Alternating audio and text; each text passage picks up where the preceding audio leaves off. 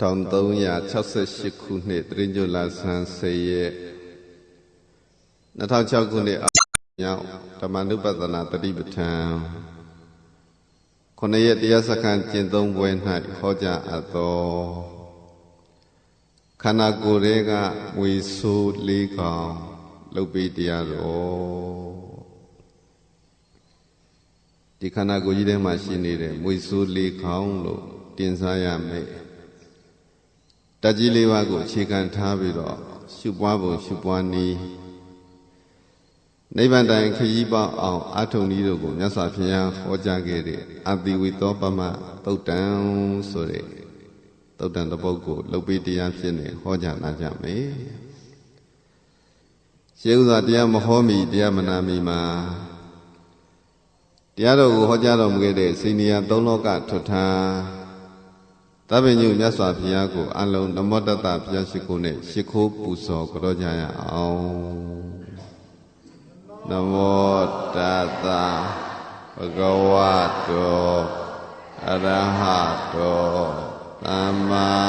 သမ္ဗုဒ္ဓတ္တ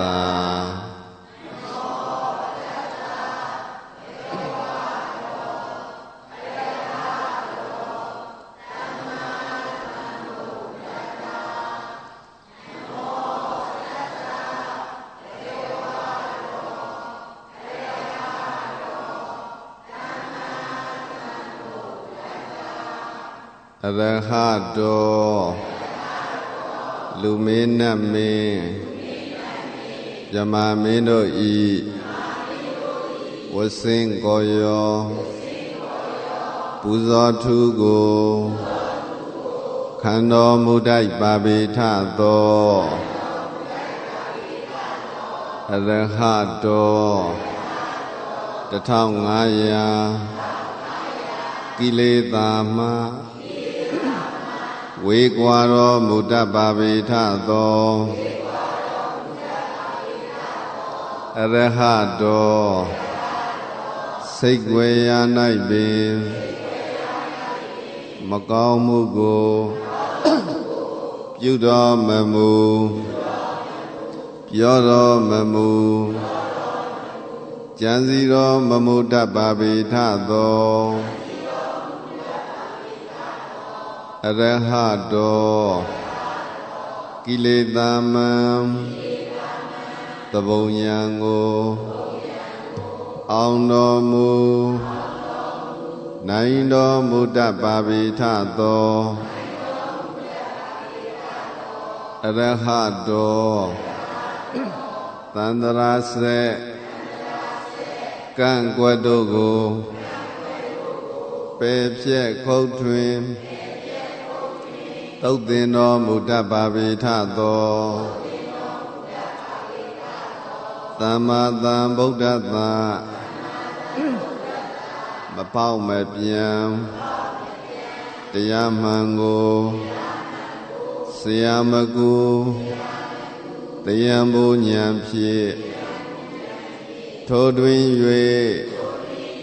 သိမြင်တော်မူတတ်ပါပေထသောတတ္တဗဂဝတောဣတရိယဓမ္မ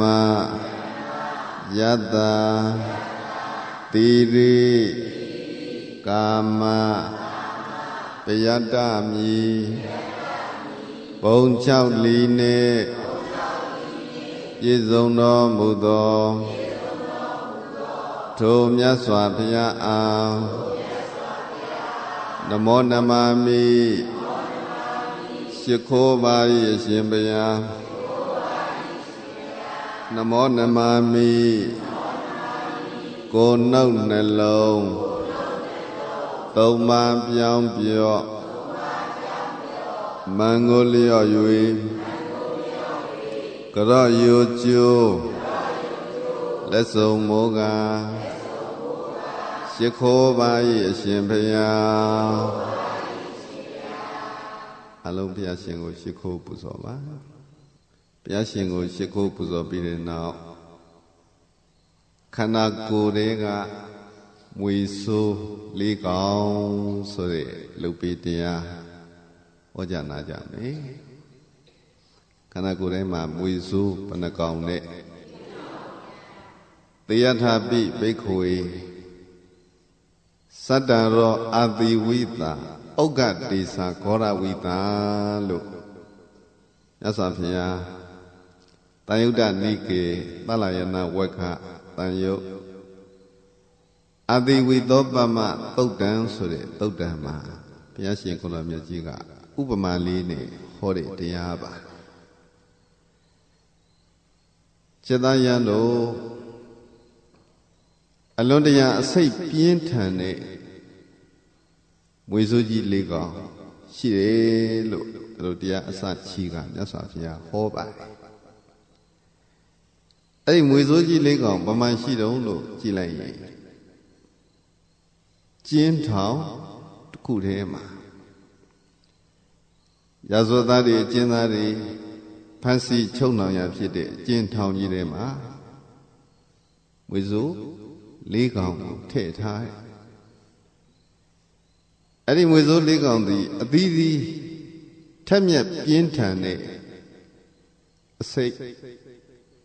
အမတမ်းမှကြမ်းတမ်းတဲ့အစိတ်ထိလိုက်ယုံတွတ်လိုက်ယုံနဲ့ထိတို့မိယုံနဲ့တေးကြည်ပျက်စီးနိုင်လောက်တဲ့အစိတ်တွေရှိကြတယ်မွေဆိုးလေးကောင်ပေါ့ကထမုခမွေအဂိမုခမွေပုတိမုခမွေတတ္ထမုခမွေဆိုတဲ့မွေလေးကောင်သူ့စွမ်းတဲ့သူအကုန်လုံးအစွမ်းထက်ကြကထမုခမွေရလေးပြီအဲ့ဒီမွေမပေါက်ရသေးဘူးအဲ့ဒီမွေနဲ့ထိမိရင်တော့တို့မိရင်တော့နဲ့တကူလုံးတောင့်တင်းပြီးတော့တေးရတဲ့အထိစိတ်ပြင်းသူနဲ့ထိမိတို့မိတဲ့သူမှန်တယ်များလူဖြစ်စေတိရစ္ဆာန်ဖြစ်စေတိရစ္ဆာန်ကြီးငယ်ဘာကောင်ပဲဖြစ်ဖြစ်ပေါ့သူမပေါက်ရသေးဘူးဒုက္ခနာကိုနဲ့တို့ထိမိရင်တော့တင်းတောင့်ပြီးတော့မလုံမရှက်နိုင်ဖြစ်ပြီးတော့တေးရလောက်အောင်စိတ်ပြင်းတဲ့မွေသည်ကထမုခမွေနော်ဗာမွေတဲ့ကထမုခမွေနောက်မွေတစ်မျိုးကဘုန်းကြီးတို့ပြိဿအဂိမုခမွေတဲ့အဂိမုခမွေကသူ့အစိတ်လျက်စိတ်တက်ပြီဆိုလို့ရှိရင်မိလောင်သလိုပဲအဲဒီမွေအပေါက်ခံရတဲ့တတ္တဝါဒီမွေနဲ့ထိတွေ့မိတဲ့ထိတို့မိတဲ့တတ္တဝါသည်မီးလောင်ခံရသလိုပဲတဲ့တကူလုံးပူလောင်ကျွန်းချစ်ပြီးတော့တေးရလောက်အောင်စိတ်ပြင်းတယ်ဒီမွေရဲ့နာမည်ကအဂိမုခမွေပြောကြည့်ပါတင်းတောင့်တေးရတာသည်ကထမုခမွေပူလောင်တေးရတာသည်အဂိမုခမွေနောက်မွေတကောင်ကဘုန်းကြီးတို့ပြိဿပုတိမုခမွေတယ်သူကြတော့တစ်မျိုးပုတိမုခမွေရဲ့အစိတ်နော်ထိမှန်ခံရတဲ့သူအဲ့ဒီမွေရဲ့အစိတ်တက်လာပြီဆိုလို့ရှိရင်တဲ့တကူလုံးပုတ်ပွားအရည်ရွဲတွေကြားပြီးတော့သေရသားတွေကြောတွေရိုးတွေပေါ့အကုန်လုံးပျက်စီးရည်ရွဲပုတ်ပွားတေးရလောက်တဲ့အစိမ်မျိုးရှိတာမို့လို့ဒီမွေကိုကြတော့ပုတိမုခမွေလို့ခေါ်ပါတယ်နောက်တစ်မျိုးကတတ္ထမုခမွေအဲ့ဒီတတ္ထမုခမွေကြီးရဲ့အစိတ်ပြင်းထန်ပုံကိုကြတော့ဘယ်လိုပြောလဲတတ္ထမုခမွေထိမှန်ရင်းတဲ့ဒီမွေရဲ့အစိတ်ကိုထိမှန်ခံရတဲ့သူသည်ကိုယ်လက်အင်္ဂါတွေလက်ချေအင်္ဂါတွေပိုင်းပိုင်းပြက်ကသေးရတယ်လက်တွေခြေတွေမလုံးမရှက်နိုင်တော့ဘူးတစ်ပိုင်းတစ်ပိုင်းပြတ်ထွက်သွားဘုန်းကြီးတို့တစ်ခါတလေလေးဖြတ်တဲ့သူတွေပေါ့လက်တစ်ပိုင်းသေးသွားခြေထောက်တစ်ပိုင်းသေးသွားကိုယ်တစ်ပိုင်းမလုံးရှက်နိုင်မဲနဲ့သေးသွားသလိုတဲ့ပိုင်းပိုင်းပြတ်လောက်အောင်စိတ်ပြင်းထန်တဲ့မွေကတတ္ထမုခမွေလေးကောင် ဘယ်ထဲမှာရှိလဲကျင်းထောင်ကြီးထဲမှာရှိသေယနာပိဘိက္ခွေသတ္တရောအာတိဝိသဩဃဒေဇာဂောရဝိသဘေကွေရန်တော်များကိုจิตသားတို့စတ္တရောလေးကောင်းကုန်သောအာတိဝိသလျင်မြန်သောအစိတ်ရှိကုန်သောဂောရဝိသကြံတန်တဲ့စိတ်ရှိကုန်သောဩဃဒေဇာထက်မြက်ပြင်းထန်တဲ့အခိုးလျံရှိကုန်သောစတ္တရောအာတိဝိသမွေဆိုလေးကောင်းတို့သည်တန်တီရှိနေကြကုန်၏ယဟန်တန်ဃာတွေတရားဓမ္မကျင့်နေကြတဲ့ယဟန်တန်ဃာတွေကိုဘုရားဟောတဲ့တရားပါဗုဒ္ဓမြတ်စွာဘုရားကျောင်းတော်သတင်းသုံးရင်းနဲ့မြတ်စွာဘုရားထာမမှာကမ္မထံသင်ယူတရားကျင့်ကြတဲ့ယဟန်တန်ဃာများတရားကျင့်ဤအာထုံဤသိစေခြင်းလို့ဘုရားရှင်ကိုယ်တော်မြတ်ကြီးနိဗ္ဗာန်လမ်းပြနေနဲ့ဟောတဲ့အချိန်ခါမှာဥပမာလေးတွေနဲ့ဟောတဲ့တရားများစွာထဲကဥပမာပေးဟောတဲ့တရားတစ်ပုဒ်ပေါ့အမှန်တကယ်ဒီသုတ္တမှာဘုရားရှင်ကိုယ်တော်မြတ်ကြီးရည်ညွှန်းနေတာသည်မွေဆိုးလေးကောင်ဆိုတာသည်ဓာတ်ကြီး၄ပါးပါဓာတ်ကြီးဘယ်နှပါးပထဝီဓာတ်တေဇောဓာတ်အာဘောဓာတ်ဝါယောဓာတ်ပထဝီဓာတ်ရဲ့သဘောတရားသည်ခက်မာတယ်တင်းတောင့်တယ်ဆိုတဲ့သဘောတေဇောဓာတ်သည်ပူလောင်ကျွမ်းတဲ့သဘောအာဘောဓာတ်သည်ယိုစီးဖွဲ့စည်းတဲ့သဘောဝါယောဓာတ်ဆိုတာကတွန်းကန်လှုပ်ရှားတဲ့သဘောပေါ့ဒီသဘောတရားတွေကိုတိုက်ရိုက်ရဆောင်ပြရမဟုတ်တရားဓမ္မနာယူကြတဲ့ယဟန်တန်ဃာတွေစိတ်ပံဝင်စားမှုရှိအောင်ပုံမြင်လေးသဘောမျိုးနဲ့မြတ်စွာဘုရားအမိန့်ရှိတယ်ယဟန်တို့အဲ့ဒီမွေစိုးလေးကောင်တတ္ထမုခမွေအဂိမုခမွေပုတိမုခမွေတတ္ထမုခမွေဆိုတဲ့မွေစိုးလေးကောင်ဒီအကျဉ်းထောင်ထဲမှာရှိနေတယ်အဲ့ဒီအကျဉ်းထောင်လေးကိုရာဇဝတ်မှုကျူးလွန်တဲ့အကျဉ်းသားလေးတယောက်တနေ့မှာရောက်လာတယ်ပေါ့ရာဇဝတ်မှုကျူးလွန်မိတဲ့အကျဉ်းသားလေးပထမတော့လူကောင်းသူကောင်းပါပဲကောင်းရောင်းကောင်းဝဲလှုပ်ရှားတယ်အဲ့လိုနေရင်ကနေပြီးတော့လောဘဒေါသတွေလွှမ်းမိုးလို့သူများသက်တမ်းပြီးတဲ့သူများဥစ္စာခုံးပြီးတယ်ဥပဒေနဲ့မလွတ်ကင်းတဲ့အပြုမှုတွေပြုပြီးတော့ပြစ်ဒဏ်စီမံခံရတဲ့အချိန်ခါမှာထိုမျိုးသားသည်အကျဉ်းတော်နေရောက်လာတယ်ပေါ့အဲ့ဒီမှာစီရင်ချက်ချတဲ့မင်းကြီးကဒီအကျဉ်းသားလေးကိုစီရင်ချက်ချတဲ့နေရာမှာတခါလေးပြောလိုက်မင်းလောကမှာကောင်းကောင်းမနေဘူးပြင်လောကမှာမင်းကောင်းကောင်းမနေဘူးသူများတွေနှိမ့်ဆက်တဲ့ဒုက္ခပြီးလူတကာစိတ်မချမ်းသာအောင်ပြုမှုတွေဥပဒေတွေကိုလည်းပဲကျူးလွန်ဖောက်ပြစ်တယ်ဒါကြောင့်ပြစ်ဒဏ်ခံရမယ်မင်းပြစ်ဒဏ်နဲ့ထိုက်တန်တာကတော့အကျဉ်းထောင်ထဲမှာရှိနေတဲ့မွေဆိုးလေးကောင်ကိုပြုစုလုပ်ကျွေးရမယ်မွေဆိုးလေးကောင်ကိုဘာလုပ်ရပြုစုလုပ်ကျွေးရကာလိနာကာလံဝုဋ္ဌပိတ္တဗကာလန္တကာလံဘောဇိတ္တဗမင်းနဲ့အဲ့ဒီမွေစိုးကြီးလေးကောင်ကိုသူ့ချိန်နဲ့သူအဲ့ရကနှိုးအစာကျွေးရေချိုးပေးညောင်းမဲ့ပြုမဲ့ဆိုလည်းပဲနှင်းနှိပ်ဆုံးနေပေးအဲ့ဒီမွေစိုးလေးကောင်စိတ်တိုင်းကြအောင်ပြုလုပ်ပေးရမှာမင်းတောင်းဝမေဒီမွေလေးကောင်တောင်းဝတရားမှန်သမျှကိုကြည်ပြောအောင်မင်းထပ်ဆောင်ရမယ်ရှင်မင်းကြီးကအမိန့်ချမှတ်လိုက်တော့အကျဉ်းသားလေးတယောက်ရောက်လာတယ်ပေါ့မွေလေးကောင်ကိုလှုပ်ကြွေးဖို့မွေလေးကောင်ကိုထိမ့်သိမ်းစောင့်ရှောက်ဖို့ရောက်လာတဲ့အကျဉ်းသားလေးသူမသိချောင်ဒီမွေစိုးကြီးလေးကောင်ဒီအမတမ်းမှစိတ်ပြင်းတယ်လို့အကျဉ်းသားလေးဘိန်းတော်ပြိဿမသိဘူးတဲ့ခဏမွေစိုးလေးကောင်ဒီအသီးသီးအစိတ်မပြင်းဘူးလားကတ္တမုခမွေကြိုက်ခံရရင်တင်းတောင့်သေးရမယ်အဂိမုခမွေကြိုက်ခံပြီဆိုလို့ရှိရင်လောင်ကျွမ်းသေးရမယ် ပုတိမုခမွေကိုက်လိုက်ရင်ပေါက်လိုက်ရင်ပုတ်ပွားပြီးတော့ကြည်ရွယ်သေးရမယ်တဲ့တထမုခမွေကိုက်ရင်ပိုင်းပိုင်းတစ်တစ်ပြတ်ပြီးတော့ကိုသေးရအကျဉ်းသားလေးကမသိဘူးဒါလို့ဆိုတဲ့မွေတွေမှလည်းမသိဘူးရှင်မင်းကြီးအကျဉ်းတော်နဲ့မွေးထားတဲ့မွေဆိုတော့မွေလိမ္မာတွေဖြစ်မယ်မွေကောင်းတွေဖြစ်မယ်လို့သူကတော့ခပ်ပေါ့ပေါ့ဝေစိုးလေးကောင်းရဲ့တန်ဝန်ဝတ္တရားထမ်းဆောင်နေတယ်အဲ့ဒီအချိန်ခါမှာကလျာဏမိတ်တခေါ်တဲ့မိတ်ဆွေကောင်းတယောက်ရောက်လာတယ်ကျင်းသားလေးကိုလာပြီးတော့သတိပေးတယ်တငယ်ချင်း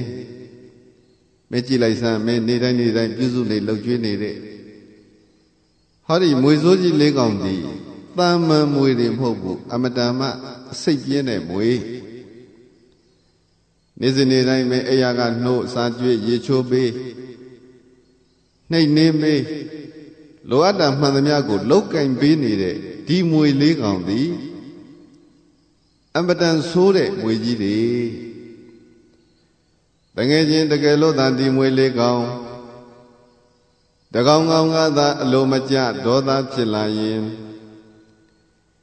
တကောင်ကောင်ကသာစိတ်ဖောက်ပြန်ကသင်ကိုပေါက်လိုက်မယ်ဆိုရင်သင်သည်ဒီနေရာမှာပဲတုံးကနေသေးလိမ့်မယ်မွေလေးကောင်တဲ့လေးကောင်လုံးပေါက်တာမပြောနဲ့တကောင်ကောင်ကသာစိတ်ဆိုးဒေါသဖြစ်ကြတဲ့သင်ကိုပေါက်လိုက်မယ်ဆိုရင်လည်းသင်သည်ဒီနေရာမှာတင်သေပွဲဝင်ရမှာတငယ်ချင်းပောတဏံလုံးမတွက်နဲ့တဲ့ပေါ့ပေါ့လေးမထင်နဲ့သင်ပြုစုလှုပ်ကြွေးနေတဲ့ဒီမွေလေးကောင်သည်အလွန်တရာအစိတ်ပြင်းပါလေအာတိဝိသလျင်မြန်တဲ့အစိတ်ရှိပါတယ်ခောရဝိသကြမ်းတမ်းတဲ့အစိတ်ရှိပါတယ်ဥက္ကတေဇာအမတ္တမထမြက်ပြင်းထန်တဲ့အစိတ်လျင်လေးရှိပါတယ်တကယ်ကြီးတဲ့မင်းဘလောက်ပဲတာဝန်ကြည့်အောင်ဝတရားကြည့်အောင်စိတ်တိုင်းကြအောင်ပြုစုလှုပ်ကြွေးနေပေမဲ့လို့ဒီမွေးလေးကောင်တကောင်ကောင်ကအလိုမကျဖြစ်လာတဲ့အချိန်ခါမှာစိတ်ဆိုးဒေါသဖြစ်လာမဲ့အချိန်ခါမှာသင်သည်သေပွဲဝင်ရမှာကျင့်သည်ဧကံမေကိုသူ့ရဲ့အလုပ်သူ့ရဲ့တာဝန်ကဒီမွေးလေးကောင်ကိုစိတ်တိုင်းကြအောင်ပြုစုလှုပ်ကြွေးနေရတဲ့တာဝန်စိတ်တိုင်းကြအောင်တာဝန်ထားရမယ်ပေါ့တကယ်ချင်းမင်းဘယ်လောက်လုံနိုင်မှလဲဒီမွေးလေးကောင်ဒေါသတွေကလည်းကြီးပါပြီနဲ့တကယ်လို့သာတကောင်ကောင်ကစိတ်ဆိုးဒေါသဖြစ်မယ်ဆိုရင်သင်အသက်ရှင်ဖို့မလွယ်ဘူးတကယ်ချင်းတဲ့မင်းအသက်ရှင်ခြင်းရင်မွေလေးကောင်လက်ကလွတ်အောင်ပြေးပါအသက်ရှင်ခြင်းရင်အလွတ်ပြေးတဲ့သက်ရှင်ခြင်းရင်မလုပ်ရအေးမွေလေးကောင်လက်ကလွတ်အောင်ပြေးကလျာဏမိတ်တာကတတိပေးတယ်ကလျာဏမိတ်တာဆိုတာဒီဘုန်းကြီးတို့ပြိဿမိတ်ကောင်းဆွေကောင်းပေါ့ကလျာဏမိတ်တာမိတ်ဆွေကောင်းကလာပြီးတော့တတိပေးတယ်တငယ်ချင်းမင်းအမြန်ပြေးပါအမြန်ဆုံးမလို့ရပြေးရမယ်တဲ့ထွက်ပြေးအေးချင်းတောင်နဲ့မင်းမနေနဲ့ဒီမွေလေးကောင်ကိုကျင့်တတ်အောင်မင်းပြုစုလှုပ်ကြွေးပြီးတော့မနေပါနဲ့ဘလို့ပဲမင်းပြုစုလှုပ်ကြွေးပေမဲ့လို့တနေ့နေ့တစ်ချိန်ချင်းတခါခါမှစိတ်တိုင်းမကြဖြစ်လာရင်ဒီမွေလေးကောင်သည်ဖောက်ပြန်လာလိမ့်မယ်အဲ့မွေလေးကောင်အခုစိတ်ကောင်းဝင်နေသေးတာတဲ့မင်းအကောင်းမထင်နဲ့သူတို့စိတ်ဖောက်ပြန်ပြီဆိုတာနဲ့တပြိုင်တည်းမင်းသေဖို့သာရှိတယ်ကွာတဲ့တကယ်ချင်းမင်းသည်ဒီနေရာကလွတ်အောင်ပြေးပါလို့ကလျာဏမိတ်တကသတိပေးတယ်ကလျာဏမိတ်တမိတ်ဆွေကောင်းကလျာဏမိတ်တဆိုတာဘာဘုန်းကြီးတို့မိတ်ဆွေကောင်းဆိုတာဒီကောင်းကျိုးကိုလိုလားတဲ့သူပေါ့ကိုယ့်ရဲ့ကောင်းကျိုးချမ်းသာကိုလိုလားလို့သူ့ရဲ့အန္တရာယ်သူဒုက္ခရောက်မှကိုတွေ့နေမြင်နေသိနေလို့တဲ့ဒုက္ခလည်းမရောက်စေခြင်းဘူးအန္တရာယ်လည်းမကျစေခြင်းဘူးဘေးကင်းရန်ကင်းစေခြင်းနဲ့ကောင်းကျိုးချမ်းသာတွေကိုရစေခြင်းနဲ့ဆိုတဲ့ကလျာဏမိတ်တကသတိပေးပြီးတကယ်ချင်းမင်းအလွတ်ပြေးဆိုတော့အကျဉ်းသားလေးဘုန်းကြီးတို့ပြိဿမွေလေးကောင်အိပ်ပျော်နေတော့မှထွက်ပြေးသွားတယ် ကျင်းတော်ကနေပြီးတော့ပြင်ဘက်ကိုထွက်ပြေးတော့မွေစိုးကြီးလေးကောင်အိယာကထားတဲ့အချိန်ခါမှာကဲရေတောက်ခြင်းတဲ့ကောင်ကလည်းတောက်မယ်ပေါ့အစားစားခြင်းတဲ့မွေကြီးကလည်းစားပါလိမ့်မယ်ရေချိုးခြင်းတဲ့မွေကရေချိုးမယ်နှိမ့်နယ်ခံခြင်းတဲ့မွေကနှိမ့်နယ်ခံမယ်သူတို့ကိုပြုစုလှုပ်ကြွေးနေတဲ့အကျဉ်းသားရှိသေးလားမရှိတော့ဘူးဘယ်ရောက်သွားပြီထွက်ပြေးသွားပြီဒီနေရာမှာသူတို့ကိုပြုစုလှုပ်ကြွေးနေတဲ့အကျဉ်းသားလေးမရှိဘူးလို့သိတော့မွေလေးကောင်သည်စိတ်ဆိုးတယ်ဒေါသဖြစ်တယ်အာမျက်နှာသိခြင်းတဲ့ကောင်ကလည်းမျက်နှာမသိရရေချိုးခြင်းတဲ့ကောင်ကလည်းရေမချိုးရဘူးစားခြင်းတဲ့ကောင်ကလည်းမစားရဘူးပေါ့အနေနဲ့ခံခြင်းတဲ့မွေကြီးကလည်းအနေနဲ့မခံရတဲ့အချိန်ခါမှာဒီအကျဉ်းသားလေးကိုစိတ်ဆိုးဒေါသဖြစ်ပြီးဒေါသတကြီးနဲ့အဲ့ဒါမွေစိုးကြီးလေးကောင်ကနောက်ကနေလိုက်လာကျင်းသားလေးကရှေ့ရပြေးမွေစိုးလေးကောင်ကဗမြင့်တောင်တောင်နဲ့နောက်ကလိုက်မိတဲ့နေရာမှာပေါက်တတ်မယ်တွေးတဲ့နေရာမှာအသေးတတ်မယ်လို့မွေစိုးကြီးလေးကောင်အနောက်ကလိုက်လာချိန်မှာအကျဉ်းသားလေးသည်ဘုန်းကြီးတို့ပြိဿအာသွန်ပြီးတော့ပြေးနေရယဟန်တို့တဲ့မွေစိုးလေးကောင်လိုက်လာတဲ့အချိန်ကမှဒီမွေကျင်းသားလေးတည်တဲ့မွေလေးကောင်လက်ကလွတ်အောင်ပြေးနေရပါပြီကဲမောတယ်ပန်းတယ်ဆိုပြီးတော့နားလို့ရမလားအာပြေးနေမပြေးခြင်းဘူးဆိုပြီးတော့နေလို့ရမလားမရဘူး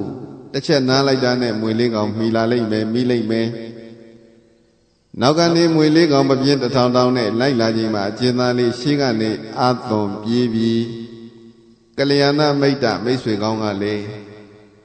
မပြတ်သတိပေးတဲ့တငယ်ချင်းမင်းရမနေနဲ့နားမနေနဲ့အလကားမနေနဲ့မွေလေးကောင်နောက်ကနေပါလာတဲ့ဒီမွေလေးကောင်တကောင်ကောင်ရဲ့လက်မှာသင်မိတာနဲ့တပြိုင်နက်သေပွဲဝင်ရမှာပဲဆင်းရဲဒုက္ခတွေ့မှာပဲတငယ်ချင်းတဲ့မင်းအသက်ရှင်ခြင်းရင်လွတ်အောင်ပြေးပါသက်ရှင်ခြင်းရင်မလုပ်ရကလျာဏမိတ်တာကလည်းတွတ်နဲ့တတိပေးတဲ့တငယ်ချင်းပြေးတာပေါ့အဲ့ဒီအချိန်ခါမှာအကျဉ်းသားလေးလွတ်မြောက်သွားပြီဆိုတဲ့တည်င်းကြားတော့ခုနတိုင်းပြည်အုပ်ချုပ်နေတဲ့ရှင်မြင်းကြီးမကျေနပ်ဘူးဟာဒီအကျဉ်းသားပြင်လောကမှာဆိုးလွန်လို့သူ့ပြစ်ဒဏ်ချမှတ်ထားတဲ့အကျဉ်းတော်နဲ့ထည့်ထားတဲ့အခုထောင်ဖောက်ပြေးသွားပြီဒီကျင်းသားနောက်ကိုမွေလေးကောင်ကလည်းလိုက်နေတယ်ဒါပေမဲ့လို့မမိသေးဘူးလို့ကြားတယ်ဒီကျင်းသားလေးမလွတ်စင်တဲ့သူနောက်ကိုလိုက်စမ်းပါမိတဲ့နေရာမှာတတ်လိုက်ပါလို့လက်နဲ့ကိုယ်စီတတ်ဆင်ထားတဲ့နော်လူတတ်သမား9ယောက်ဘုန်းကြီးတို့ပြိဿလူတတ်သမားဘယ်နှယောက်ရှင်မင်းကြီးလွတ်လိုက်သွားတဲ့ဟိုမှာမြင်လားပြေးနေတဲ့ကောင်အဲ့ဒီရာဇဝသားအကျဉ်းသားမင်းတို့မိတဲ့နေရာမှာအသေးသာတတ်ကွာတဲ့ချမ်းသာမပေးနဲ့သက်သာခွင့်မပေးနဲ့ဆိုပြီးတော့လက်နဲ့မျိုးစုံတတ်ဆင်ထားတဲ့အကျဉ်းလူတတ်သမား9ယောက်တောင်းဝန်ပေးလိုက်တယ်စေခိုင်းလိုက်သွားကြတတ်နိုင်တဲ့သူကိုစုချီးမြင့်မယ်ပေါ့အသေးသာတတ်လိုက်ပါလို့မင်းကြီးကစီရင်ချက်ချပြီးလူတတ်သမား9ယောက်နောက်ကလိုက်လာပြီးအာကျုံမန်တဲ့နဲ့တတ်ဖို့ဖြတ်ဖို့လိုက်လာတဲ့လူသားသမား9ယောက်ရဲ့အနေရဲ့နောက်မှရှိနေပြီကျင်းသားလေးရှိရပြေးသူသိနေတာကဘုန်းကြီးတို့ပြိဿမွေလေးကောင်ရဲ့အနေရဲ့လောက်ပဲသူမြင်ဟာဒီမွေလေးကောင်လက်ကမလွတ်ရင်တော့ငါသေးမှာမလွတ်ရင်တော့ငါသေးမှာဆိုပြီးတော့အားဆိုင်ပြေးနေတယ်နောက်ကလူသားသမားတွေမင်းကြီးရဲ့စေခိုင်းချက်နဲ့ပန်းလာတယ်ဆိုတာသိရလားသိဘူးအဲ့တော့ကလျာဏမိတ်တာကလာသတိပေးတငယ်ချင်းမင်းမအန္တရာယ်တွေတိမ်များနေပြီအန္တရာယ်တွေကြီးနေပြီမင်းရဲ့နောက်ကိုလှည့်ကြည့်လိုက်စမ်းပါမွေလေးကောင်လေးပါလာတယ်တိုင်းပြည်အုပ်ချုပ်မင်းလုပ်နေတဲ့ရှင်မင်းကြီးက အမျက်တော်ရှာပြီးတော့အသက်ခိုင်းလိုက်တဲ့လူသက်သမား9ယောက်လည်းပါလာတယ်တကယ်ချင်းတဲ့မင်းမအသက်အန္တရာယ်တွေပို့လို့သာနီးနေပြီပို့လို့သာကြိုးစားမှဖြစ်မယ်အာထုံမှဖြစ်မယ်တကယ်ချင်းမင်းပြေးမှဖြစ်မယ်ဘာလို့ရမှာပြေးရမှာတဲ့နားမနေနဲ့ရပ်မနေနဲ့နောက်တဏှာမှာမောတယ်ပန်းနေဆိုပြီးတော့မင်းပန်းဖြီမျိုးမရမစင်းစားနဲ့အနာယူဖို့များမတွေးနဲ့တတောင်သက်သာချမ်းသာနေလိမ့်မယ်လို့မင်းစိတ်မကူနဲ့မင်းနောက်မှဘေးရန်တွေပါနေတယ်မွေးလေးကောင်းလေလိုက်လာတယ်လူသားသမား9ယောက်လေလိုက်လာတယ်ရှေ့ကနေအကျဉ်းသားလေးဒုံဆိုင်ပြေးတယ်ပေါ့အတော်ခေါ်ဆိုင်နဲ့ပြေးတော့မမိနိုင်ဘူးမွေးလေးကောင်းကလိုက်ပါတယ်ဒါပေမဲ့လို့မမိဘူးလူသားသမား9ယောက်လိုက်တယ်မမိဘူးအဲ့ဒါကိုရှင်မြင်းကြီးကသတင်းကြားတဲ့အချိန်ခါမှာမကျေနပ်ဘူးဒီလောက်တောင်အပြေးကောင်းရလားမမိရလားပေါ့မွေစိုးလက်ကလည်းလွတ်နေသေးတယ်လူသားသမားလက်ကလည်းလွတ်နေသေးတယ်ဆိုတော့ရှင်မြင်းကြီးကတမျိုးကြံဒီကောင်မလို့တတ်ရမလဲဘလို့များနှိမ့်ဆက်ရမလဲဆိုတော့ကြံစီတစ်ခုရသူ့နဲ့အိမ်နီးနာချင်းသူ့တငယ်ချင်းတယောက်ဟိုးနှစ်ပေါင်းများစွာတည်းကပေါင်းသိမ်းလာတဲ့သူ့အပေါင်းသိမ်းဟောင်းတယောက်ကိုခေါ်မင်းသွားအဲဒီမှာအသပြာထောင်လို့ယူသွားရှေ့ကပြေးနေတဲ့အကျဉ်းသားမင်းတွေ့တယ်မဟုတ်လားရာဇဝတ်သားတွေ့တယ်မဟုတ်လားဒီမှာမင်းသူ့တပ်ဖို့လက်နဲ့တည်းလည်းပဲမမြင်စေနဲ့တဲ့ဖွက်ပြီးတော့သွားအသာတကြီးမင်းလက်ထဲပအောင်စီးယုံပါအနုနီးနဲ့မင်းချင်းကပ်ကွာတဲ့ဘလူသားသမားတွေပေါ်တင်နေအကျန်းနီးနဲ့လိုက်တဲ့ခါမှာကျင်းသားလေးသူ့အန္တရာယ်ကိုမြင်လို့ပြေးနေတယ်ဘလို့မှဖမ်းလို့စီးလို့မမိနိုင်ဘူးဖြစ်နေတယ်မင်းအချိုတတ်ပြီးတော့မင်းနာရောက်လာတဲ့အချိန်ကမဟောဒီမှာဓာတ်နဲ့ထိုးအသေးသက်ဆိုပြီးတော့ဓာတ်တစ်ချောင်းပေးလိုက်ငယ်ကပေါင်းတဲ့ငယ်ပေါင်းတငယ်ချင်းတယောက်ကိုလွတ်လိုက်အဲ့တော့ငယ်ပေါင်းတငယ်ချင်းကလည်းပဲတငယ်ချင်းရဲ့ဘာရဲ့လို့တွက်မနေတော့ရှင်မင်းကြီးပေးလိုက်တဲ့အသပြာထောင်တော့ရတဲ့အခါမှာဝမ်းသာအာရနဲ့ငါတော့ပိုင်းပြီပေါ့ဒီကောင်ဘာခက်လို့လေချိုတတ်ပြီးတော့တတ်မယ်ဆိုပြီးတော့သူကလည်းနောက်ကလိုက်နောက်ကနေငယ်ပေါင်းတငယ်ချင်းကလိုက်လာတယ်ရှေ့မှာပြေးနေတဲ့အကျဉ်းသားလေးကိုလှမ်းអော်တယ်တငယ်ချင်းမင်းမပြေးနဲ့ရှင်မင်းကြီးကမင်းဘာမှလုပ်မှာမဟုတ်ဘူးအန္တရာယ်ပြုမှာမဟုတ်ဘူးမင်းအပြစ်တွေကိုသက်သာခွင့်ပေးလိုက်မယ်တော့မင်းကဘာမှအန္တရာယ်မပေးဘူးလို့ပြောနေတဲ့တငယ်ချင်းတော့မင်းနဲ့ငါနဲ့ငယ်ပေါင်းတွေပဲကွာတဲ့မင်းကစကားမယုံဘူးလားနားမထောင်ဘူးလားတကယ်ချင်းမပြေးနဲ့ဆိုပြီးတော့ခဏကရှင်မင်းကြီးလွတ်လိုက်တယ်တကယ်ချင်းသူကလည်းလိုက်လာအဲ့ဒီတန်ကြားတဲ့အခါမှာရှေးကပြေးနေတဲ့အကျဉ်းသားနည်းနည်းနားယောင်သွားတယ်ပေါ့ငယ်လေးတွေကပေါင်းလာတဲ့ငယ်ပေါင်းမဟုတ်တာတော့မပြောတော့ဘူးမမှန်တာတော့မပြောတော့ဘူးဆိုပြီးတော့သူကတကယ်များချမ်းသာခွင့်ရပြီလားလွန်ငင်းချမ်းသာခွင့်များရပြီလားပေါ့သက်သာခွင့်များရပြီလားလို့နားမယ်လို့ကြံနေငယ်ပေါင်းတငယ်ချင်းရဲ့အနီးနားကိုသွားမယ်လို့ကြံတဲ့အချိန်ခါမှာကလျာဏမိတ်တကတတိပေးတယ်ကလျာဏမိတ်တမိတ်ဆွေကောင်းကလျာဏမိတ်တဆိုတာဗာလေမိတ်ဆွေကောင်းကတတိပေးတယ်တကယ်ချင်းတဲ့မင်းနားမယောင်နဲ့ဟိုမင်းနောက်ကပါလာတဲ့မင်းငယ်ပေါင်းကမင်းရဲ့ကောင်းကျိုးချမ်းသာကိုလိုလားတဲ့သူမဟုတ်ပါဘူးဘေးရန်တွေအန္တရာယ်တွေကင်းအောင်သူဖန်တီးပေးမယ်စီရင်ပေးမယ်ဆိုတာလည်းမဖြစ်နိုင်ဘူးတကယ်ချင်းတဲ့အဲ့ဒီကောင်ကလူယုံတတ်မဲ့သဘောပဲမင်းသူစီမှာလာကြည့်လိုက်စမ်းပါကဲဟိုမှာသူဖွက်ယူလာတဲ့ဓာတ်မြင်တယ်မဟုတ်လားတကယ်ချင်းမင်းသားအနာတိုးသွားမယ်သူစကားကိုယုံမယ်ဆိုရင်သူကတင့်ကိုအသေးတတ်မှာပဲတ တကယ်ချင်းမင်းလွတ်မြောက်ခြင်းနဲ့ဆိုရင်လည်းအမြန်ဆုံးပြေးပါလွတ်မြောက်ခြင်းရဲ့အမြန်ဆုံးမလို့อ่ะပြေးနိုင်မှလွတ်မယ်တကယ်ချင်းတဲ့ဘုသူစကားမှမယုံနဲ့ဘုသူစကားမှနားမထောင်နဲ့အခုကြည့်လိုက်ပါမင်းမှရန်သူတွေကအများနေပြီးနောက်ကနေမွေစိုးကြီးလေးကောင်းလေပါလာတယ်ဒီဘုန်းကြီးတို့ရှေ့ကပြေးနေတဲ့အကျဉ်းသားလေးနောက်မှာ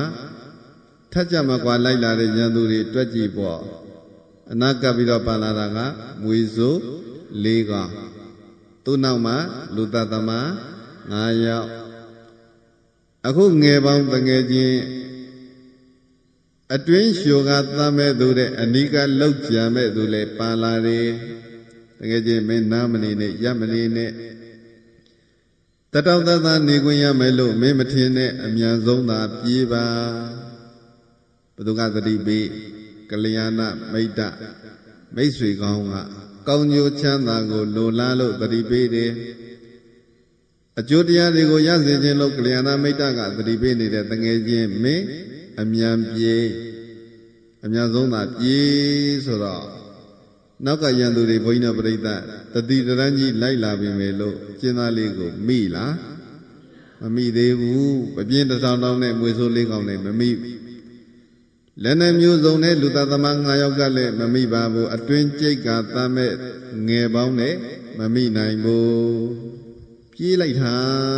တဲ့အာသွန်ခေါ်ဆိုင်တဲ့ကျင်းသားလေးဒီတဲ့ကြိုးသားပန်းသားပြေးတဲ့ချိန်ကမှာမောလေရေလည်းမတော့ရအစာလည်းမစားရနားလည်းမနာရဘူးပင်မနဲ့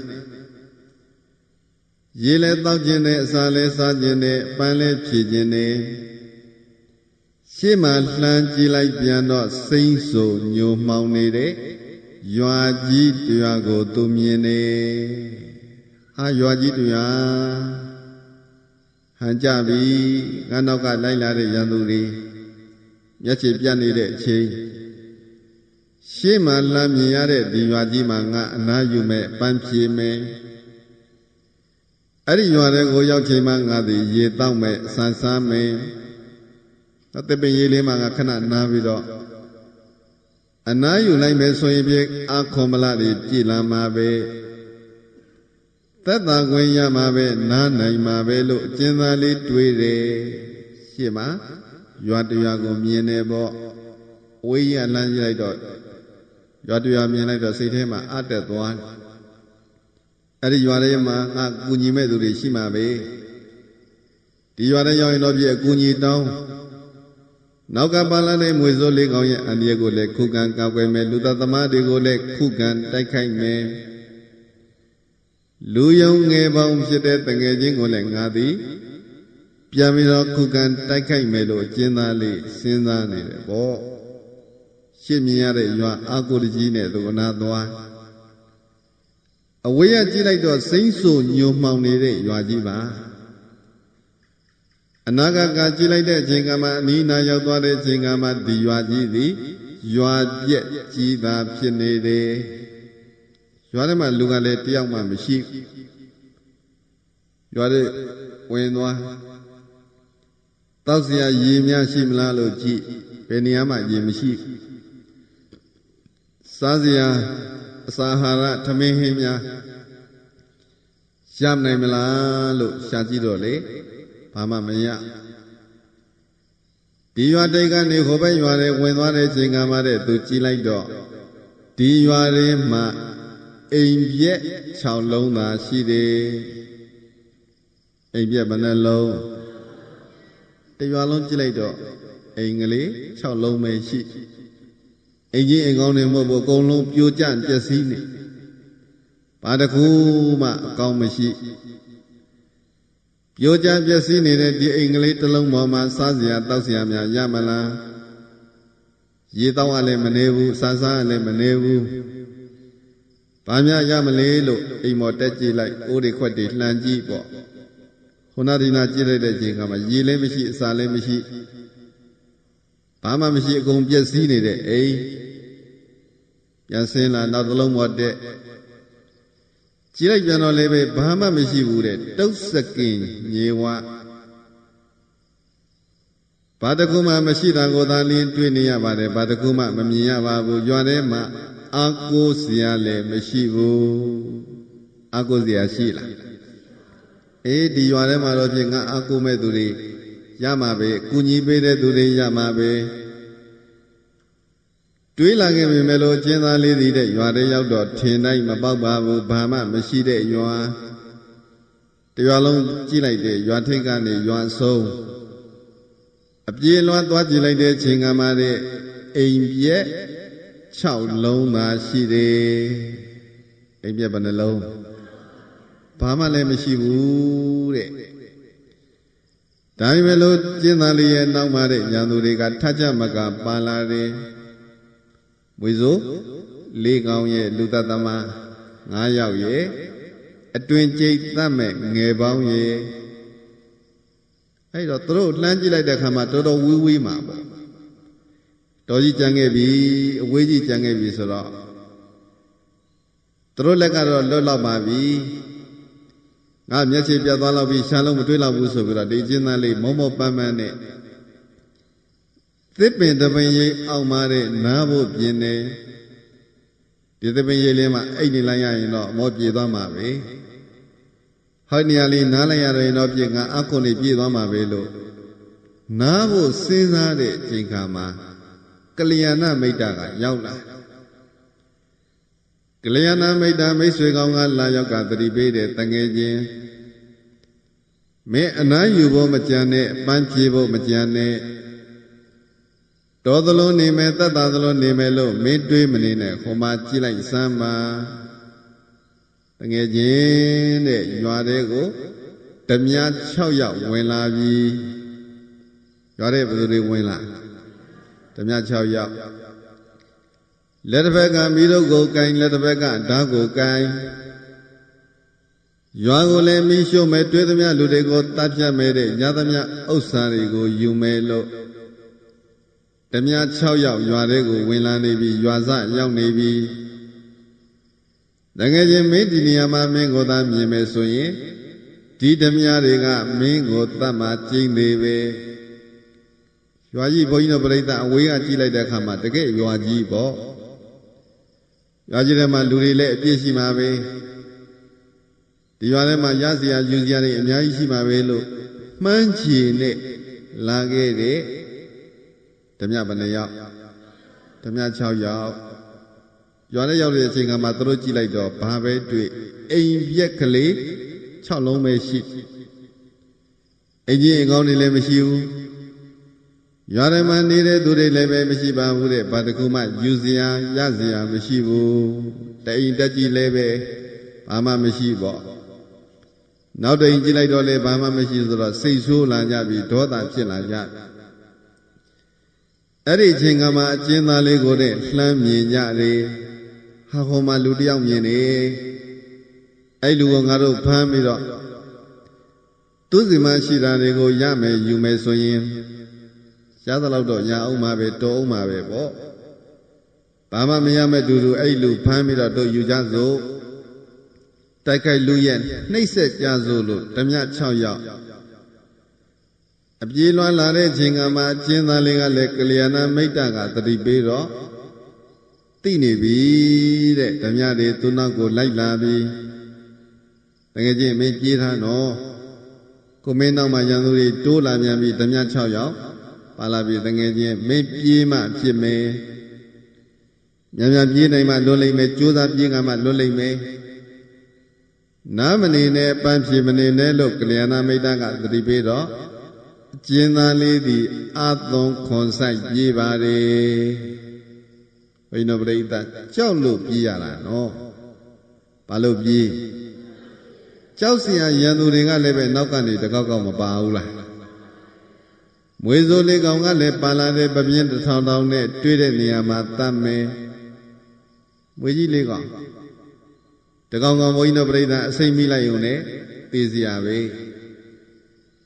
ကတ္တမုခမွေပုတိမုခမွေအဂိမုခမွေတတ္တမုခမွေတကောင်ကောင်ကအစိတ်ထိမှန်ခံရမယ်ဆိုရင်လည်းပဲသိရမှာပဲလက်နဲ့မျိုးစုံနဲ့နောက်ကပါလာတဲ့ လူတသမ9ယောက်လူတသမဘယ်နှယောက်ကဲသူတို့ကတော့ဘုန်းကြီးတို့ပြိဿချမ်းသာပေးပါလားမပေးဘူးတဲ့လူတသမ9ယောက်ကလည်းသက်သာခွင့်ချမ်းသာခွင့်မပေးပါဘူးတတ်မှာပဲတကယ်ချင်းမပြေးနဲ့တကယ်ချင်းမပြေးနဲ့မင်းအရှင်မင်းကြီးကဘာမှအန္တရာယ်မပြုဘူးဒုက္ခမပေးဘူးမင်းပြစ်ဒဏ်တွေအကုန်လုံးလျှော့ပေါ့ပေးမယ်လွန်ငြိမ်းချမ်းသာခွင့်ပေးမယ်ဆိုပြီးတော့အချို့သတ်နေတဲ့ငယ်ပေါင်းကလည်းဘုန်းကြီးတို့ပြိဿတတ်တာခွင့်ပေးပါမလားအနာကခံလိုက်တာနဲ့တပြိုင်တည်းဖွက်ယူလာတဲ့ဓာတ်ထုတ်ပြီးတော့တတ်ဖို့ပြေးနိုင်ပေါ့ဒီကြားထဲမှာနောက်ကနေပြီးတော့စိတ်ဆိုးမှန်ဆိုးနဲ့လိုက်လာတဲ့ဓမြ6ယောက်လက်တစ်ဘက်ကမိတို့ကိုကင်လက်တစ်ဘက်ကဓာတ်ကိုကင်တွေးတဲ့သူတွေကိုသတ်ဖြတ်မယ်လို့လိုက်လာတဲ့ဓမြ6ယောက်တွေ့တဲ့အိမ်တွေအကုန်မီးရှို့ပြစ်မယ်ဘယ်သူမှချမ်းသာမပေးဘူးနှိမ့်ဆက်ပြစ်မယ်ဆိုပြီးတော့လိုက်လာတဲ့ဓမြ6ယောက်ကလည်းပန်လာတဲ့ဘေးတွေရန်တွေအန္တရာယ်ကြီးများနေတဲ့အကျဉ်းသားလေးမှာ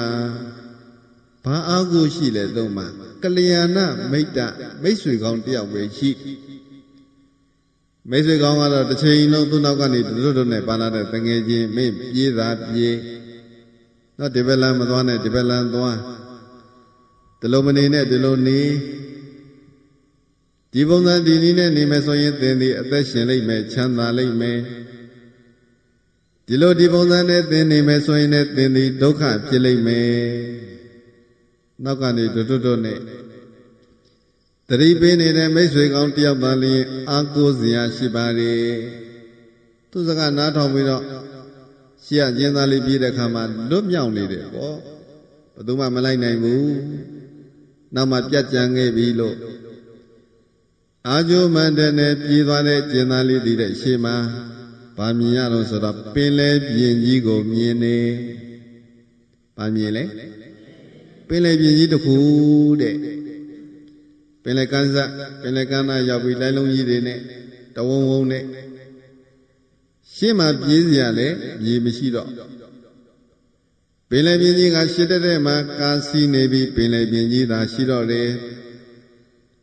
ဒီဘက်ကဒီနေရာမှာရပ်နေမယ်ဆိုရင်လည်းမကြခင်မှာရန်သူတွေရောက်လာကြမယ်မွေလေးကောင်းလည်းမှီလာလိမ့်မယ်ပေါ့လူသမား9ယောက်အတွင်းကြီးတတ်မဲ့လူယုံ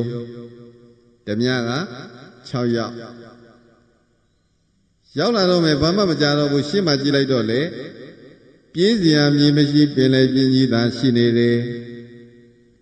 ကူးစရာကတ်စရာလှေတွေဖောင်းနေများရှိမလားလို့ရှာလိုက်တော့လှေလည်းမရှိဖောင်းလည်းမရှိဘာလို့ရင်ကောင်းမလဲပေါ့ဒီတိုင်းနေလို့တော့မဖြစ်ဘူးဒီနေရာမှာနေရင်လည်းဒုက္ခရောက်မှကျင်းသေးပဲဟာနေရာမှာနေရင်လည်းသေပွဲဝင်ရမှာပဲသေရမှာပဲဘာလို့ရမလဲပေါ့ကန္နာဟိုဘက်ပြေးဒီဘက်ပြေးသဲတောင်ပြင်းမှာဘယ်သွားလို့သွားရမှမသိဘာလို့လို့လုံးဝမှမသိဖြစ်နေတဲ့ကျင်းသားလေးကိုတဲ့ကလျာဏမိတ်တကသတိပေးတယ်မိတ်ဆွေကောင်းကအချိန်မီရောက်လာပြီးတော့သတိပေးတယ်တကယ်ချင်းမင်းဒီလိုဟိုရောင်ဒီရောင်တော့လုံးမနေနဲ့ဟိုဘက်ပြေးဒီဘက်ပြေးနေရင်မကြဘူးမင်းရန်သူတွေမှီလာလိမ့်တကယ်ချင်းဟောဒီပင်လယ်ကမ်းစပ်မှာမင်းကြည်လိုက်စမ်းမှာဟိုမှာဝလုံးတွေရှိတယ်မျောပါလာတဲ့တစ်ကိုင်းတွေသိရွက်တွေရှိတယ်ဒီတစ်ကိုင်းတစ်ကဲသိရွက်တို့ကိုတဲ့မေစုဆောင်ငါတဲ့စုပေါင်းငါဖောင်းတစ်စင်းဖွဲမယ်ဆိုရင်လည်းဟိုဘက်ကန်းကိုမင်းကူးနိုင်မှာပဲဘေးကင်းရန်ကင်းအန္တရာယ်ကင်းတာသည်ဟိုဘက်ကန်းမှာအတငယ်ချင်းတဲ့ဒီဘက်ကန်းသည်အန္တရာယ်များတယ်ဒီဘက်ကန်းဘာများလဲမများဘူးလားကဲနောက်ကလိုက်လာတဲ့ရန်သူတွေလည်းအပြည့်ဒီဘက်ကမှမင်းနေမယ်ဆိုရင်လည်းအန္တရာယ်တွေလွန်တရားများတယ်တငယ်ချင်း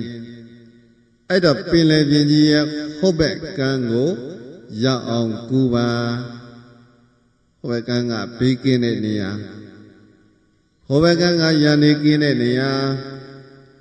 ဟ ဟိုဘကံကိုသာသင်ကူသွားနိုင်မယ်ဆိုရင်လည်းမွေစိုးလက်ကောင်းလက်ကလည်းလွတ်ပါလိမ့်မယ်ဟိုဘကံကိုသာသင်ရောက်အောင်သွားနိုင်မယ်ဆိုရင်လည်းလူသားသမား9ယောက်လိုက်မလာနိုင်ဘူးကမင်းနောက်ကနေပြီးတော့ပါလာတဲ့မိတ်ဆွေဟောင်းဖြစ်တဲ့တငယ်ချင်းလည်းမလိုက်နိုင်ဘူးဓမြကြောက်ရောက်လည်းမလိုက်နိုင်ဘူးအရေးကြီးတာမင်းဟိုဘကံရောက်ဖို့အရေးကြီးတယ်ဘိနပရိသတ်ဘယ်ဘကံဟိုဘကံနော်မြတ်စွာဘုရားရှင်ကိုရောမြတ်ကြီးဓမ္မပုံမြင်လေးနဲ့ရဟန်းတော်တွေကိုပြောပြရဟန်းတော်တဲ့ကလျာဏမိတ်တာမိတ်ဆွေကောင်းကနေပြီးတော့လာရောက်တတိပေးတဲ့တငယ်ချင်းမင်းဟိုဘကံကိုကူပါဟိုဘကံကိုရောက်အောင်သင်ကူနိုင်မယ်ဆိုရင်လည်းအန္တရာယ်ကင်းလိမ့်မယ်ဘေးကင်းလိမ့်မယ်ဟိုဘကံကိုခြေချနိုင်ပြီဆိုရင်လည်းဘေးကင်းရန်ကင်းအန္တရာယ်တွေကင်းမယ်ဆင်းရဲဒုက္ခတွေကင်းမယ်ဒီဘကံမှာနေသမျှကာလပတ်လုံးဒီဘကံမှာသာသင်ရပ်တည်နေမယ်ဆိုရင်သင်မှာအချိန်မရွေးအန္တရာယ်တွေရောက်နိုင်တယ်ဆင်းရဲဒုက္ခတွေဖြစ်နိုင်တယ်တကယ်ချင်းတဲ့ဟိုဘကံကိုအမြန်ပြေးပါဘာမှတွေ့ဝေမနေနဲ့ဆုံးဖြတ်ချက်မြန်ချဟိုမှာတွေ့တယ်မဟုတ်လားတဲ့နွယ်ပင်တွေမျက်ပင်တွေရှိတယ်ဝလုံးတွေသစ်လုံးတွေရှိတယ်အဲ့ဒါတွေကိုစုပေါင်းပြီးတော့မင်းဖောင်တစင်းဖွဲ့ဖောင်ပေါ်တက်ပြီးတော့ကူးပြီးတော့ဆိုတော့ကျင်းသားလေးအကြံရပြီးတော့အဲ့ဒါအနီးနားရှိတဲ့သစ်ကိုင်းသစ်ခက်တွေနွယ်ပင်မျက်ပင်တွေနဲ့စုပေါင်းပြီးတော့ဖောင်တစင်းသူဖွဲ့ပါဘာလို့လဲဖောင်တစင်းဖွဲ့လိုက်သူတကူစားမမြုပ်လိုက်ရုံဖောင်လေးတစင်းဖွဲ့ပြီးတော့ဖောင်မောကိုတက်မိတဲ့ချိန်ကမှလည်းမွေလေးကောင်လည်းကန်းဆက်ကိုရောက်လာပြီမဝေးတော့ကျင်းသားလေးလမ်းကြည့်လိုက်တော့နောင်နာမှာကတ်နေပြီလူသားသမား9ယောက်ကလည်းရောက်နေပြီဟိုကမိတ်ဆွေဟောင်းကလည်းလမ်းခေါ်တယ်တငယ်ချင်းမင်းမသွားနဲ့မင်းပင်လည်းပြင်းတဲ့ဒီဖောင်စုပ်လေးနဲ့မင်းသွားသေးမှာပဲပြန်လှည့်လာခဲ့ပါပြန်လာခဲ့ပါငါတောင်းဝယူတယ်မင်းအန္တရာယ်မရှိစေရဘူးဒုက္ခမဖြစ်စေရဘူးပင်လေတဲ့မင်းတယောက်ကူးယုံနဲ့ဘလို့လုပ်ပြီးတော့ရောက်နိုင်မလဲတငယ်ချင်းတဲ့စိတ်ကူးမလွဲနဲ့ဆင်းရဲမခံနဲ့ပင်မဒုက္ခတွေသင်သည်မခံနေနဲ့ငါစီကိုသာလာပါငါစီကိုရောက်လာရင်လည်းသင်သည်ချမ်းသာဒုက္ခကိုရမှာပဲငါနဲ့တွေ့ရင်မင်းစိတ်ချမ်းသာစေရမယ်ကွာမင်းဒုက္ခမဖြစ်စေရပါဘူးလို့အာမခံနေတဲ့ခဏကငယ်ပေါင်းပေါ့သူကလည်းပဲဘုန်းကြီးတို့ပြိဿကောင်းတဲ့အကြံလားမကောင်းတဲ့အကြံလားပြန်လာလို့ရှိရင်တတ်မှာသုံးနာရောက်လို့ရှိရင်တတ်ဖို့အစဉ်သင့်ဟိုနောက်ကပါလာတဲ့ဓမြ6ယောက်ကလည်းပဲအန္တရိပ်ရိပ်တောက်တစ်ခေါက်ခေါက်နေပေါ့ဒီကောင်ကလွတ်သွားတယ်မိသားမိလိုက်ရင်အသေးသားဖို့ငါတို့ဒီလောက်ကြိုးစားလိုက်တာတော့မမိတယ်ကောင်တတ်ဖို့ဖြတ်ဖို့ဆိုပြီးတော့ကန်းစမှာရက်နေကြကျင်းသားလေးဘုန်းကြီးတို့ပြိဿတော်တယ်လည်းမရှိဘူးတုံးလည်းမရှိဘူးထိုးဝါလည်းမရှိဘူးဘာနဲ့ဖောင်ပေါ်ကနေသူသည်ကူနေတာတော့ဆိုရင်လက်တွေခြေတွေနဲ့ကူတယ်သူ့မှာပါလာတဲ့လက်နှစ်ဖက်ခြေနှစ်ဖက်ပေါ့ဖောင်ပေါ်မှာရက်ဒီကဒီလက်တွေခြေတွေနဲ့ရက်ကသူကူခတ်သွားတဲ့အချိန်ကမှပင်လယ်ပြင်ကြီးရဲ့4 ဘုံတစ်ဘုံကိုရောက်တယ်ပင်လယ်ပြင်ရဲ့4 ဘုံတစ်ဘုံကဲ4 ဘုံတစ်ဘုံရောက်သွားတယ်ဆိုတော့နောက်လှမ်းကြည့်လိုက်တော့ရန်သူတွေဘုန်းကြီးတို့ပြိဿအဝေးကြီးကြံခဲ့ပြီပေါ့မွေကြီးကလည်းလိုက်မလာနိုင်တော့ဘူးလူသားသမားတွေလည်းမလိုက်နိုင်ဘူးဓမြကြောက်ရောက်လည်းပါမလာဘူးအတွင်းသူဆိုလည်းပါမလာဘူးလူယုံလည်းပဲပါမလာတော့ဘူးပေါ့ဘေးရန်တွေကဟိုဘက်ကမ်းမှာကြံခဲ့ပြီဒီဘက်ကမ်းကနေအန္တရာယ်များတဲ့ဒီဘက်ကမ်းကနေသူထွက်သွားတာဘလောက်ခကြီးရောက်4 ဘုံတစ်ဘုံခကြီးပေါက်ညနေတက်တာသွားခေတ္တခဏအနာယူပန်းချီ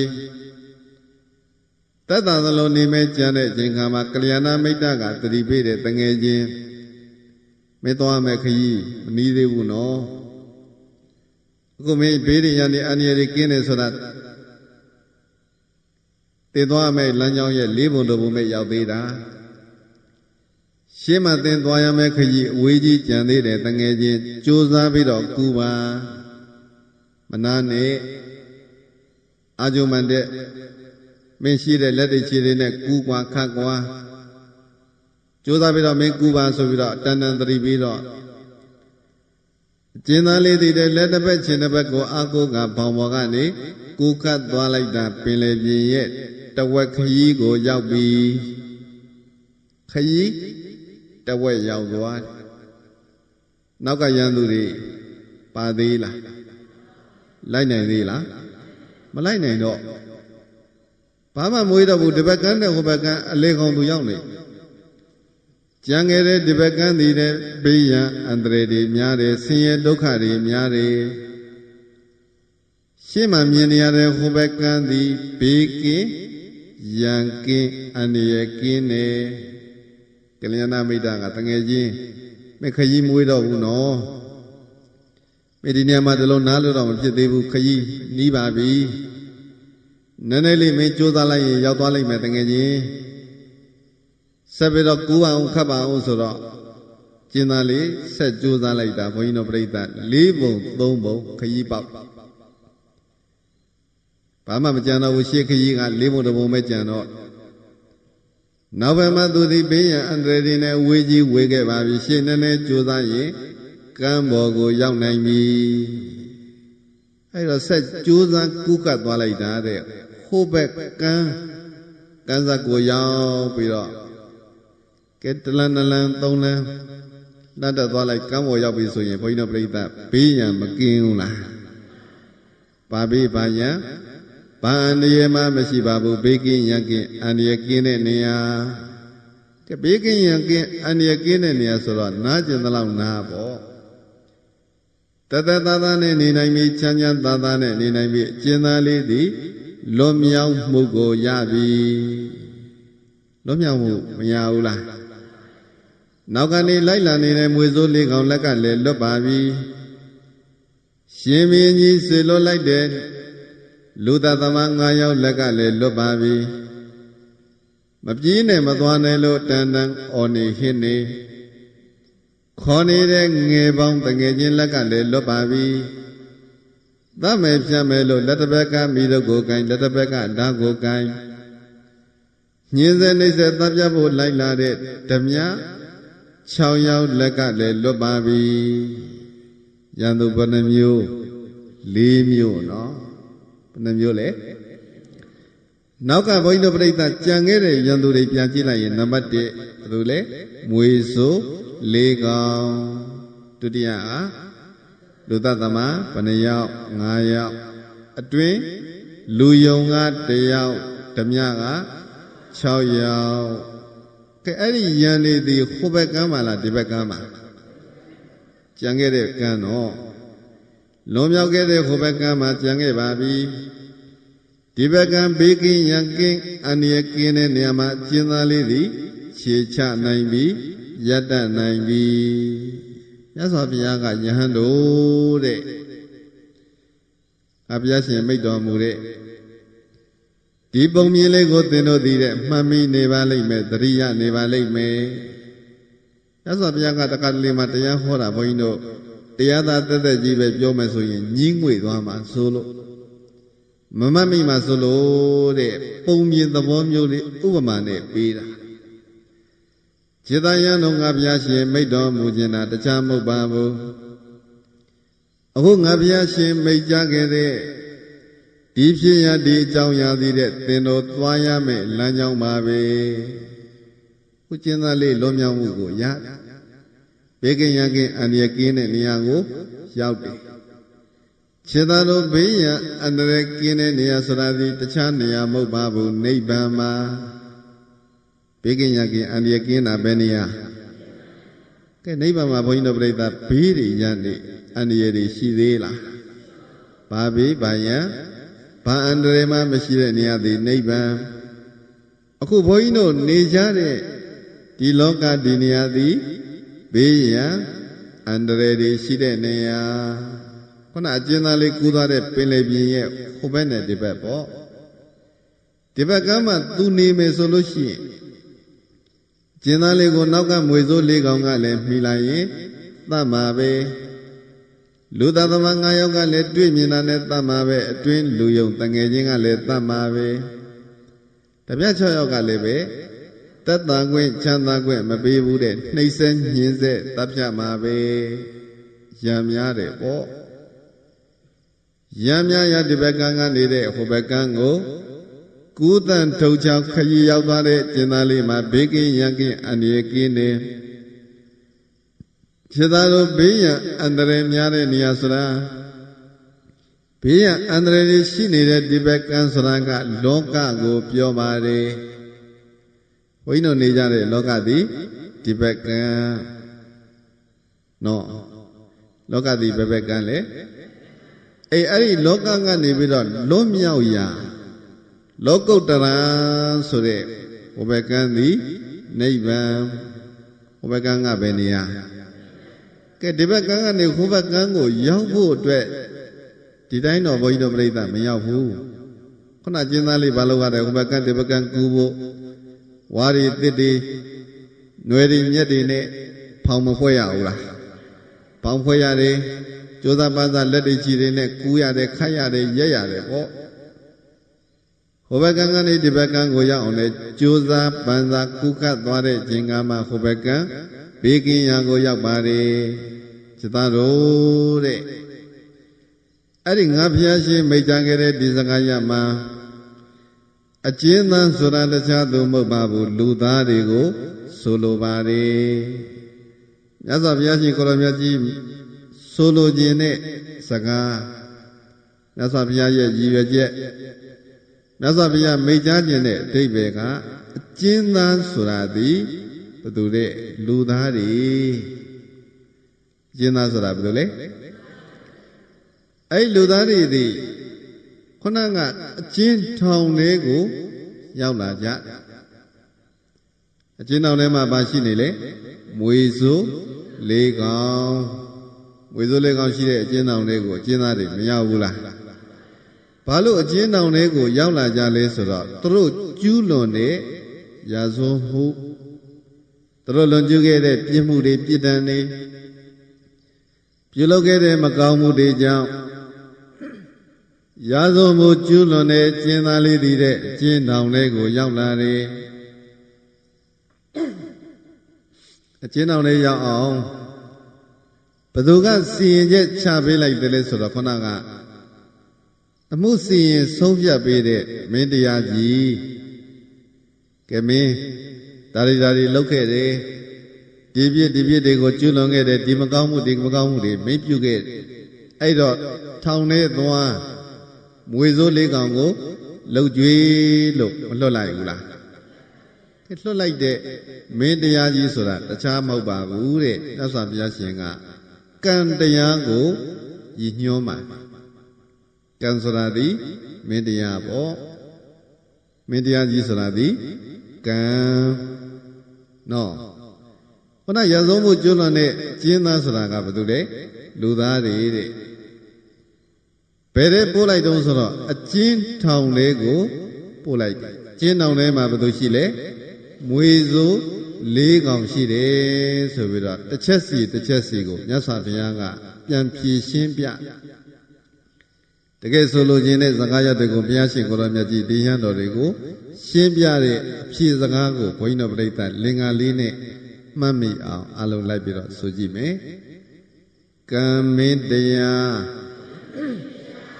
လူခိုးသားကိုသုံးပါးဝတ်နှောင်ဘဝထောင်၌လေးကောင်ဓာတ်မွေနှင်းအပေဤပြန်မေးကြည့်မယ်မင်းတရားကြီးဆိုတာဘာလို့လဲကံတရားကံဆိုတဲ့မင်းတရားကြီးကစီရင်ချက်ချလိုက်ပါတယ်ရာဇဝမှုကျွလွန်တဲ့ကျင်းသားနဲ့တူတဲ့လူသားတွေကျင်းသားဆိုတာလူသားတွေပဲတဲ့ဘယ်ထောင်ထဲမှာနေရတော့ဆိုတော့သုံးပါးဝတ်နှောင်ဘဝထောင်ဘယ်ထောင်ထဲနေရဘဝထောင်ကြီးထဲမှာနေရ သုံးပါးသောဝဆင်းရဲတွေနဲ့ချီနှောင်လာတဲ့ဘဝထောင်ထဲမှာဘသူလက်ထဲထည့်လိုက်တယ်မွေစိုးလေးကောင်တဲ့အဲ့ဒီမွေစိုးလေးကောင်ကိုပြုစုလှုပ်ကြွေးဖို့ဝေကြီးလေးကောင်ကျင့်နှံ့အောင်လောက်ကင်ပေးဖို့စိတ်တိုင်းညဆောင်ရွက်ပေးဖို့ဆိုပြီးတော့မင်းကြီးကစီရင်ချက်မချဘူးလားမွေစိုးလေးကောင်ဆိုတာဒီဓာတ်ကြီးလေးပါဝေစိုးလေးကောင်တွေပါလေပါဒတ်တွေပထဝီဓာတ်ဒေဇောဓာတ်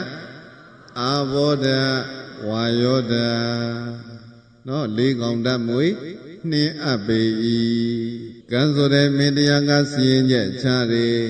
ကံတရားကစီရင်လိုက်တယ်ပေါ့ဒီဘဝထောင်ကြီးတဲ့ကိုရောက်လာဖို့ဘုန်းကြီးတို့ပြိဿဘသူကစီရင်တာကံတရားကစီရင်ပေးလိုက်ကွန်ပျူတာတဲ့ကုသိုလ်ကံအကုသိုလ်ကံတွေကြောင့်ခုဘဝတစ်ခုရလာကြတယ်ဆိုတာထောင်ကျနေတာ ਨੇ တူတူပဲတဲ့ဘဝထောင်တွေရောက်နေကြအဲ့ဒီဘဝတောင်ထဲမှာရှိနေတဲ့မွေစိုးလေးကောင်စိတ်တိုင်းညအာရအောင်နဲ့ပြုစုလောက်ကိုင်းဆောင်ရွက်ပေးနေရတယ်ဆိုတာဓာတ်ကြီးလေးပါးကိုအလိုဖြည့်နေရတာဘုန်းကြီးတို့ပြိဿခန္ဓာကိုယ်ဒီခန္ဓာကိုယ်ထဲမှာရှိနေတဲ့ဓာတ်ကြီးဘယ်နှပါးလဲခန္ဓာကိုယ်ထဲမှာရှိနေတဲ့ဓာတ်ကြီးလေးပါးသည်မွေစိုးလေးကောင်နဲ့တူတယ်မွေစိုးဘယ်နှကောင်လဲကဲအဲ့ဒီမွေစိုးလေးကောင်လက်ကနေပြီးတော့လော့အောင်ဘာလို့อ่ะပြေးရမယ်ဆိုတဲ့ကလျာဏမိတ်တရဲ့သတိပေးချက်ပေါ့ဒါကိုဘုန်းကြီးတို့နောက်နေ့ညမှာဆက်ပြီးတော့ဟောကြားနာကြစို့